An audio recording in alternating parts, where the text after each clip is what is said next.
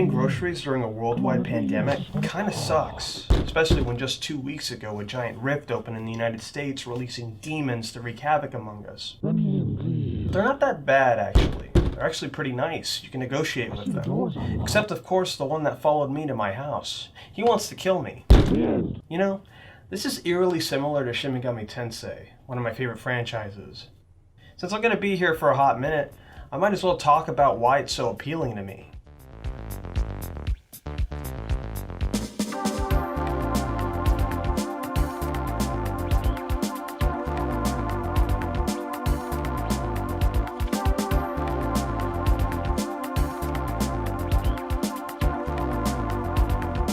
You know, there's always two things constantly blaring in my mind as of late.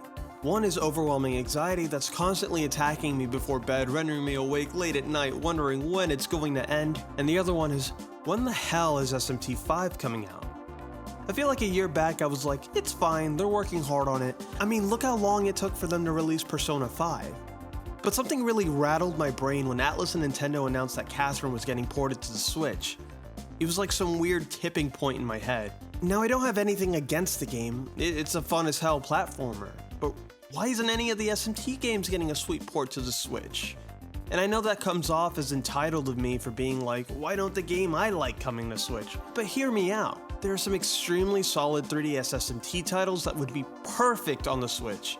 Like imagine a dual Devil Survivor port, or a dual Switch port of SMT IV and Apocalypse. Man, even a collection of the PS2 era games would be amazing to see on that system. I'm getting hyped just thinking about it. Which is why it gets so frustrating seeing that none of this is being realized. Because I'm just gonna say it, Megami Tensei is home to some of the most creative and interesting JRPG titles and spin-offs you can ever get your hands on. But to even start your descent into them can be very convoluted and overwhelming. Also, the fact that even mentioning the series in a positive light makes you an elitist for some reason? But that's for another day.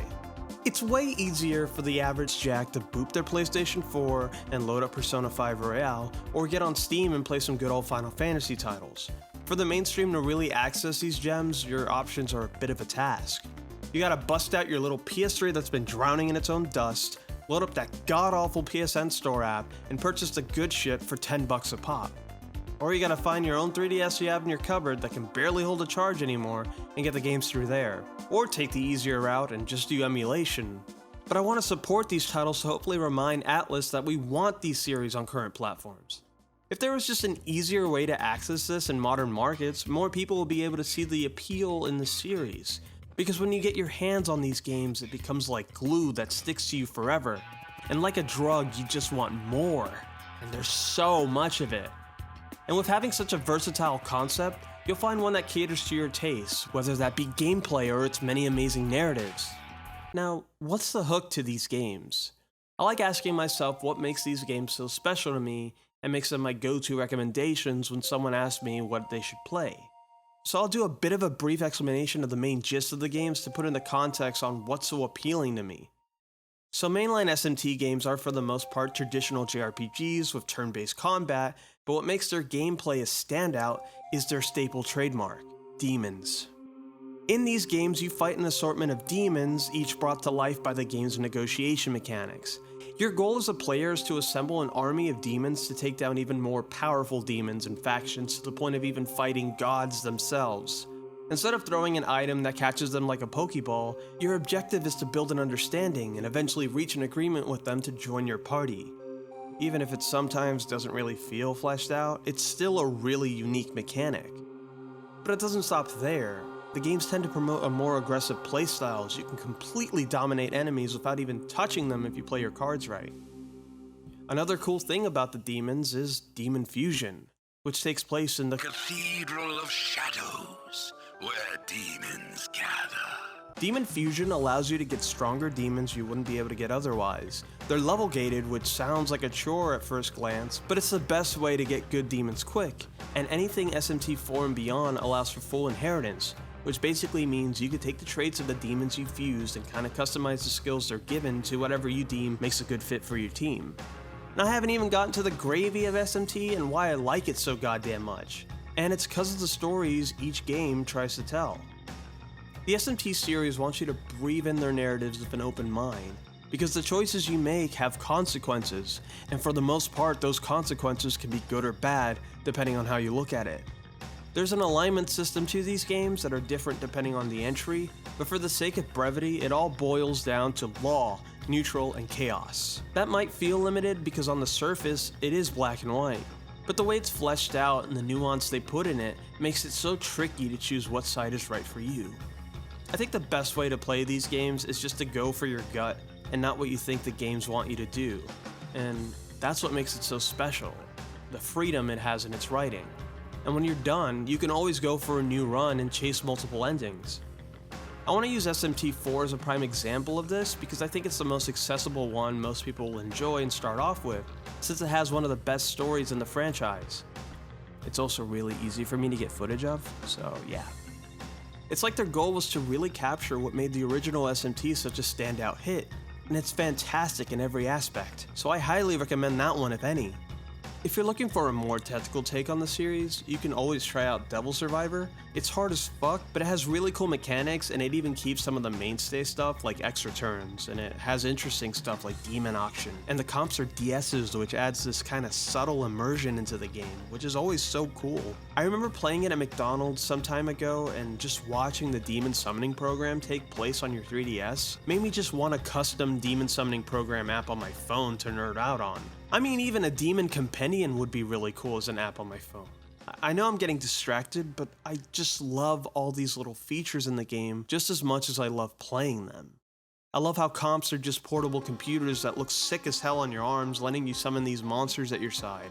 I like that demons are based off real religion and folklore. It feels like all those little creepy things you used to read on the internet, like, I don't know, Mothman, actually exist in these games, and it just brings those fears to life, not to mention that you could be friends with them. Reading their descriptions and learning about different cultures while seeing Atlas's interpretations of those monsters is a fun way of educating yourself. I love finding a demon and looking up what they're based on. The whole lore of SMT is just so cool, and talking about it is so fun because it's just so realized and fleshed out.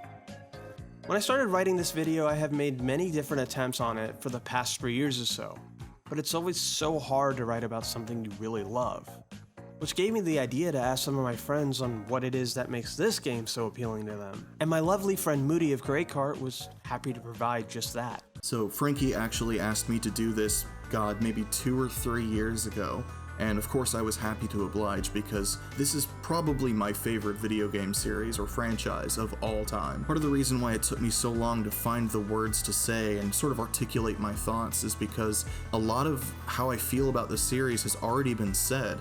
It's already been covered by news outlets or independent channels or even individuals, and so I found myself consistently stuck, or one could even say dumbfounded. There's a lot I want to say, but there's a lot that I feel would just get lost in the radio static. I think what it boils down to is that I was in dire need of an experience like that, you know the kind, something that takes up dozens of your hours every week.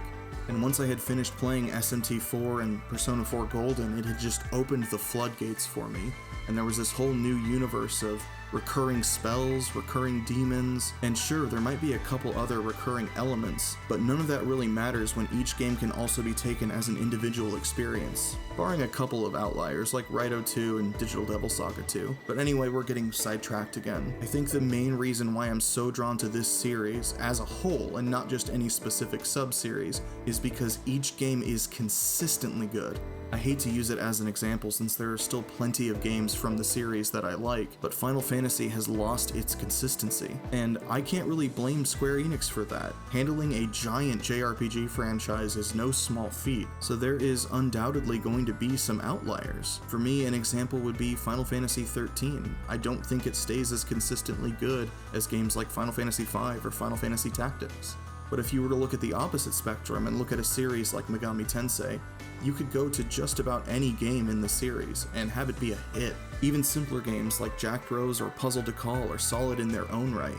And even if we do hit some weird low points, like in the case of Shin Megami Tensei IV Apocalypse, there's always something to bring it back up. I don't want to ramble on too much, but the biggest takeaway for this from me is just that there's a level of consistency with the Megami Tensei franchise that I just don't see in other JRPG franchises. I feel like SMT has a great chance to shine and resonate in the West now than it ever did when the series broke through overseas way back then. Things are less conservative now than they were back when I was growing up.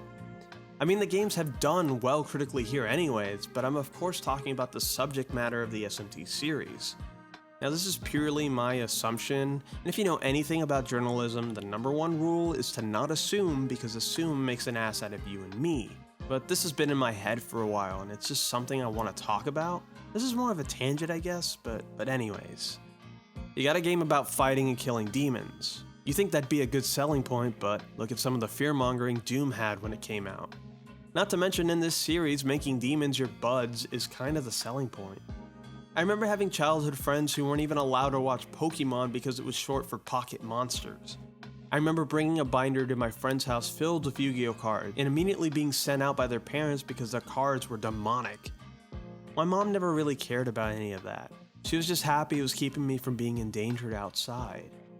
Man, I remember when I asked her to get me No More Heroes and the clerk at GameStop was begging her not to give me the game because it was so bloody. And it was so hard to enjoy the things I loved and was interested in growing up due to how everything was viewed back then. I liked my anime, I liked my punk music, and I loved role-playing outside with my friends being beast tamers. I didn't think it made me weird, but to other people it sure was.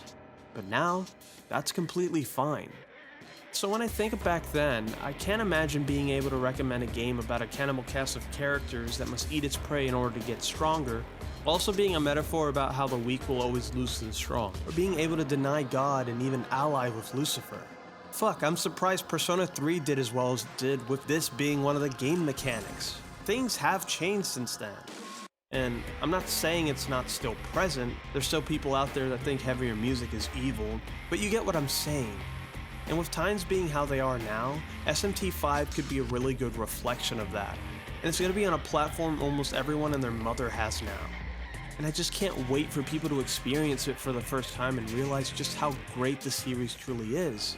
Because just like Moody mentioned, these games are consistently good. They're addicting, they're complex, and presented with such great masterminds behind it. You need to try them out at some point, and SMT V could just be that push it needs to the mainstream. If it ever decides to come out.